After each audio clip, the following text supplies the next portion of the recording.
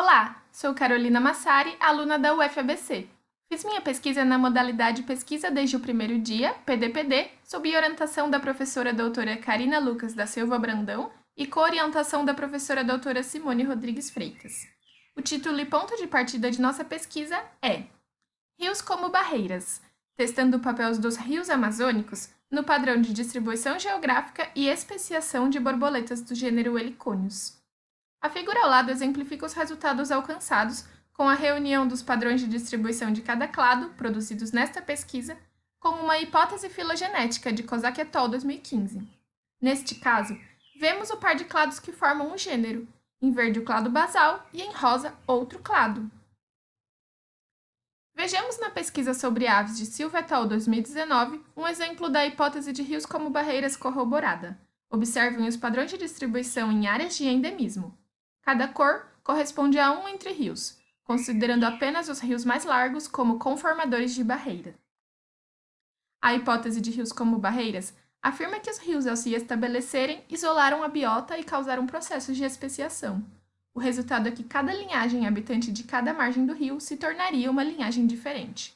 Assim, teria surgido a grande diversificação da biota amazônica. Para vários táxons de terra firme, sobretudo de aves e primatas, as diversas espécies não se distribuem homogeneamente através do bioma amazônico. Seus padrões de distribuição em áreas de endemismo são os padrões mais característicos da hipótese de rios como barreiras, a primeira inspiração desta pesquisa. Deste modo, a congruência entre padrões de distribuição restritos aos entre-rios de alguns táxons não irmãos ocorrem em conjunto com as disjunções entre táxons irmãos isolados pelos rios mais largos, noutro entre-rios. Mas e as borboletas do gênero Heliconius, como se distribuem? A disponibilidade de uma base de dados de ocorrências das subespécies de Husser et al. 2012 e de uma hipótese filogenética para a tribo Heliconini de Kozak et al. 2015 nos permitiu testar inicialmente se as distribuições das espécies irmãs são limitadas pelos rios. Com base neste banco de dados, construímos mapas individuais para os diferentes pares de clados irmãos de Heliconius sobre a rede hidrográfica amazônica e seus interflúvios, de 25 et al. 2016. A abordagem do gênero Heliconius tanto nas escalas filogenéticas mais inclusivas, entre os clados grandes, quanto nas escalas filogenéticas menos inclusivas, entre as espécies, nos permitiu analisar a hipótese de rios como barreiras em todos os nós da árvore que representa a hipótese filogenética para os helicônios.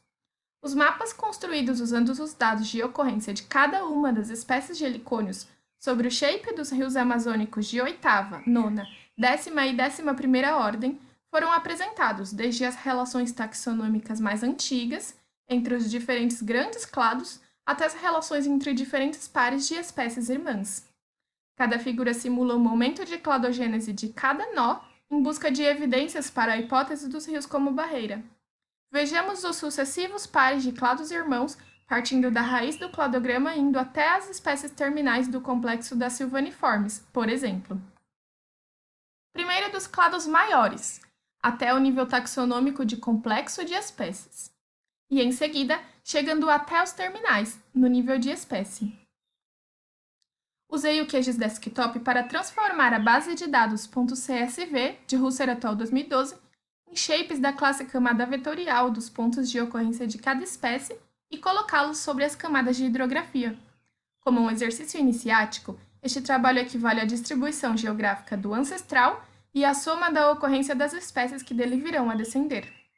Além disso, considerei necessária a construção, com fins didáticos, da história biogeográfica de cada clado a partir do ancestral comum hipotético mais recente e a discussão de mudanças biogeográficas hipotéticas na trajetória da diversificação.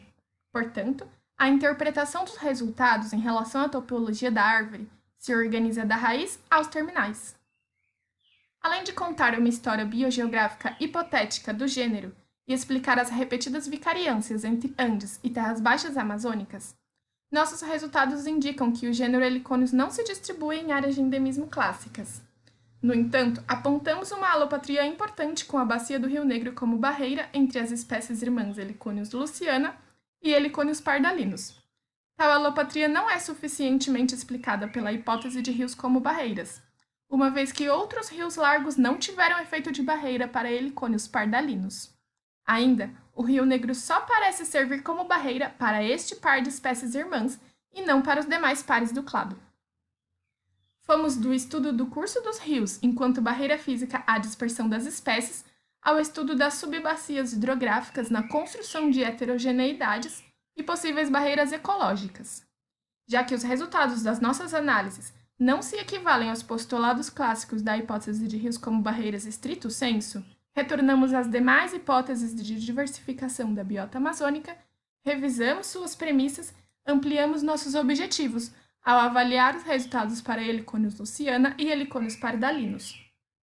A revisão das demais hipóteses ampliou nossas possibilidades de compreensão sobre as interações da biota com os rios.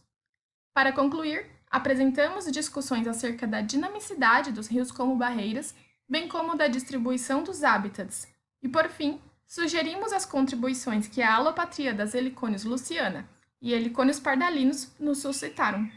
Finalmente, propusemos uma coleção de perguntas sobre a ecologia e o comportamento de helicônios que podem ser respondidas em pesquisas futuras com o objetivo de aprofundar as contribuições deste clado em sua interação com a paisagem dos rios.